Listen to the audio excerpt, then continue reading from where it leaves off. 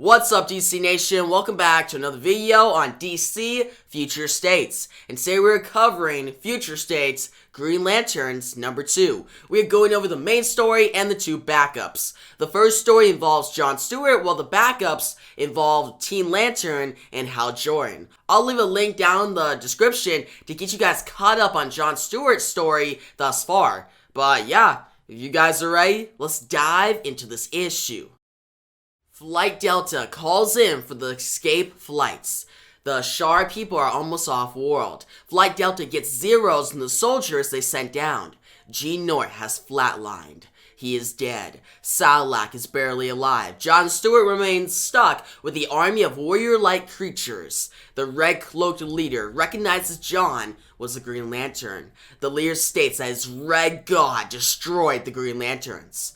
John is let go. The red-cloaked leader gives John an axe. 2 choices: fight or flee. Flight Delta tells John that they can rescue him. John grabs the axe and stands up. He begins to run. He responds, "No, stay with the damned plans." The warrior creatures chase John. John fights back with his axe. Flight Delta tells the escape flights to leave now. John has his hands full. The captain of Flight Delta, Skipper, takes off. She has a job to do. The ship must remain until she gets back. John Stewart is on his own for now. Meanwhile, John Stewart makes an effort to fight off an army of warriors. He slashes his axe left and right. A huge purple-skinned warrior grabs John by the neck. John kicks him in the face. John takes down multiple huge warriors and goes to confront the red-cloaked leader. John says he's more than just the Green Lantern. Even without the power battery, he can still fight back. John clenches his fist and tells the red-cloaked leader, "I know how weak you are, even though your skin's like titanium plates. Your vascular system, too many arteries, too much pressure. I cut one artery and you bleed right out." We switch to 2 fighters, Ilo and Hood of Flight Delta, protecting the escape flights from the warrior-like species. They think they are done for. That is when Skipper flies down. She arrives on the ground. Ilo and Hood are surprised to see Skipper. Skipper states, "One mission, 2 targets. Save the Shar people, stop the Vanguard." That's when a second army of Khund arrive. These warriors are called the Khund. Ilo and Hood go off to protect the Shar people while Skipper stands ready to fight the Khund warriors. Skipper's real name is Bilu Kens. She gets surrounded by the warriors and makes one final outcry. She unleashes a huge blast that destroys the Khund warriors. Flight Delta is shot. Flight Delta released their strike teams to save John Stewart. We shift to John Stewart trapped with the red-cloaked leader and his warriors. John Stewart lost his battle, but he has an extra plan. The red-cloaked leader thinks he's won, but that's when John Stewart calls on a mother box and opens a boom tube. John Stewart says, "You Fire Fists talk a lot about your god. You slaughtered billions in his name, trillions maybe. I figure it's time you actually met him." The red-cloaked leader stands and is shocked at what he sees. "Orion, arise through the boom tube," he says. "My translation to your plane is flawed. My time among you short. Orion is not pleased. You who claim to be faithful, take heed." John Stewart says, "Glad you could make it, big guy." Orion calls John a true warrior. Orion's faith goes by warriors, not by berserkers, like the Khund. Orion tells the warriors to follow John Stewart. He will show them the way.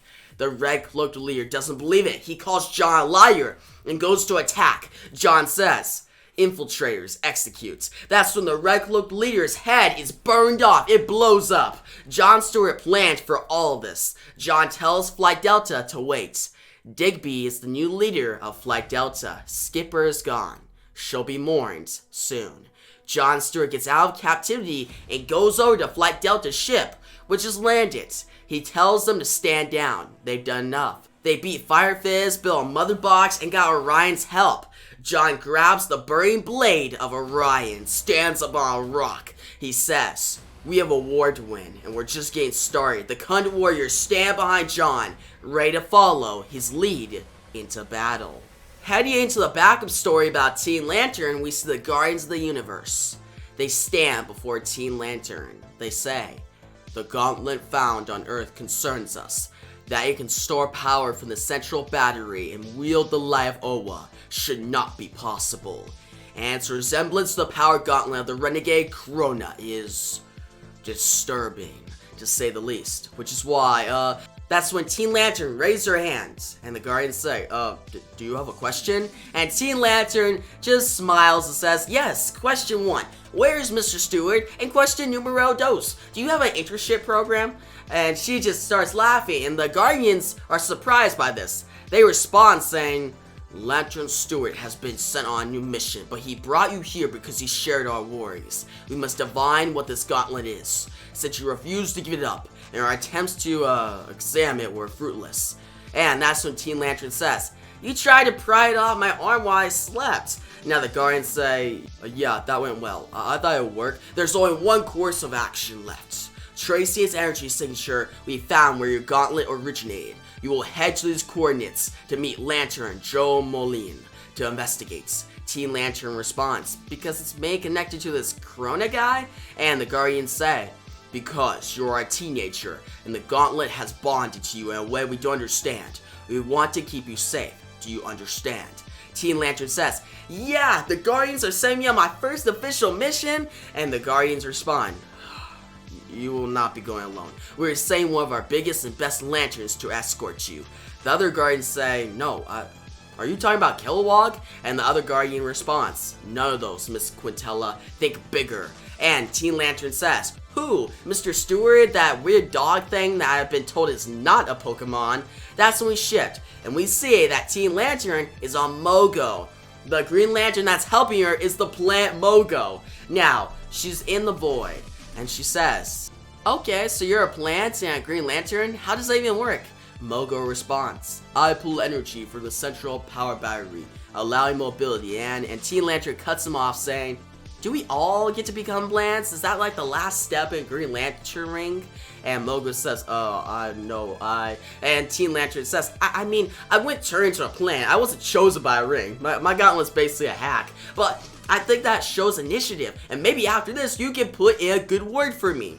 And Mogo just stays silent. Now, Teen Lantern says, hey, why is it getting darker? And Mogo responds, that I can answer. We're entering the Booty's Void, a sector devoid of stars and galaxies, lightless in most respects. Teen Lantern responds, lightless? Can't we go around?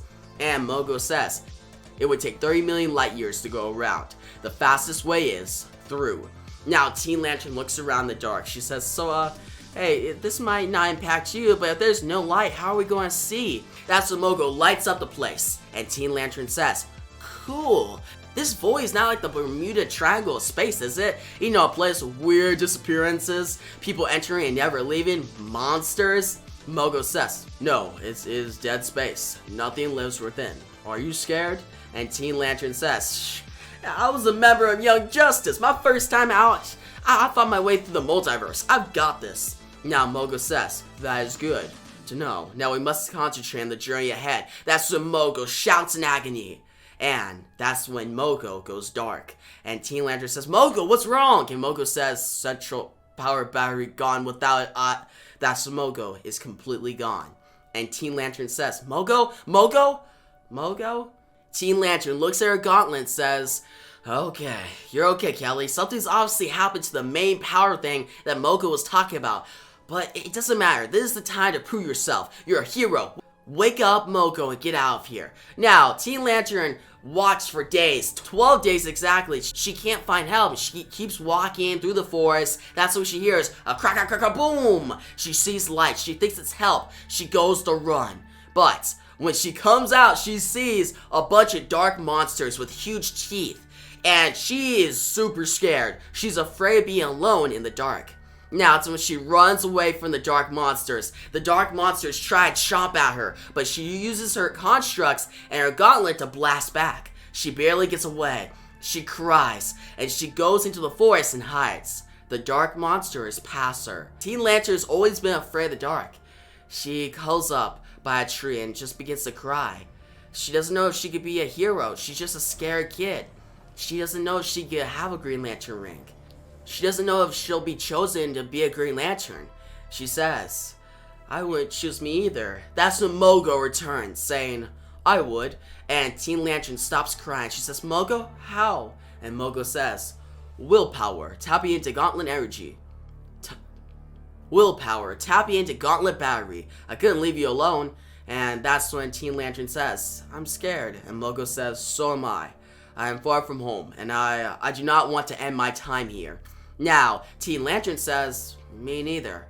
That's what Mogo says. Will you let that stop you? And Teen Lantern gets up. She's ready to go. She says, no, if you tap into the gauntlet fully, I think I have an idea. She says, here, the dark monsters go to attack. She gets ready. She says, y'all seem to like the dark. Let's see how you like this. She just blasts the ground. She hits her gauntlet to the ground and causes a big fa-whoosh. And we see this big green energy come up and destroy the dark monsters. Mogo is doing fine. Now, Teen Lantern looks. She looks around the forest. She'll keep going. She's gonna keep the light up. She may be a Green Lantern eventually. But for now, she needs to get out of the void. It's been 52 days in the void and counting. Now, heading into the Hal Jordan backup story, we see Earth, Coast City. Hal Jordan picks up his Green Lantern ring. He says, ring, start recording. Recording initiated. Now, he puts his ring in his ship. He says, I haven't heard from the Green Lantern Corps in months. John, Guy, and Kyle are all MIA. The Justice League can't find Simon or Jessica. Cyborg built an energy amplifier for my ring before his accident. They disappeared too. What heroes are left? Their hands are full of keeping Earth alive. Someone has to see what threats are closing in from across the universe. Someone has to go beyond. This may well be my final transmission. So Hal Jordan has been gone for a while, and he wants to figure out what's going on in the universe and on Earth. Now, he puts his ring into the ship. He begins to launch off. He says, I'm Hal Jordan, Green Lantern of Space Sector 2814. Maybe the last Green Lantern. One way or another, I'm going to find out. He starts going through the universe. He says, ring, let's light this candle. People on the ground see the Green Lantern energy. They point to the sky, and they say, there are still heroes left. Now, Hal Jordan says, Green Lantern's lights. He flies off. Now, he encounters some Celestial Corps. He breaks their noses so they don't get close to Earth. But what he sees on his whole journey, first the Celestial Lanterns, then he comes by different planets and actually finds the planets with the Kund Warriors where John Stewart is, and the planet is not going well. There's a lot of war going on, and Hal Jordan hears about this God in Red, this mysterious God in Red.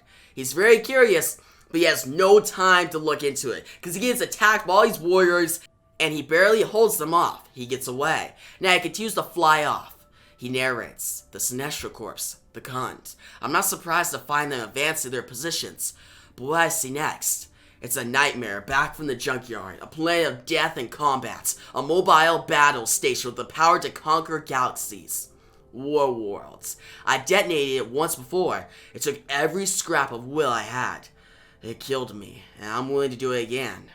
But I can't. I have a mission to find the Green Lantern Corps. So Hal Jordan has a chance to destroy War World, but he just flies off. Now, he comes upon some Manhunters, he comes upon Larfreeze, he goes through different planets, he goes through different star systems, and he continues to narrate. He says everything the Corps has sacrificed to give the universe peace and security, it's all coming apart. I'm almost there. Now, he says, ring, end pilot's log, broadcast comms, all frequencies. This is Green Lantern, Hal Jordan, Mayday. I've taken heavy fire, nothing but fumes in the tank. Is anyone reading me? The Guardians, the Corps? I'm on final approach. Someone answer. Anyone? That's when he says, But he notices the power battery is destroyed. He arrives. He says, oh no. He grits his teeth. And his whole ship crashes. You're a whoosh. Now, Hal Jordan gets out of the ship. He says, everything, everyone, gone. He lays in the smoke that surrounds the power battery. That's when someone behind him says, you're him, Hal Jordan. That's when the new Green Lantern from Far Sector pulls Hal Jordan by the neck and says, where were you when the Corps needed you? Hal Jordan is surprised. Two Green Lanterns are in the same place. Hal Jordan, in fact, was in the last Green Lantern, and he has a lot to learn.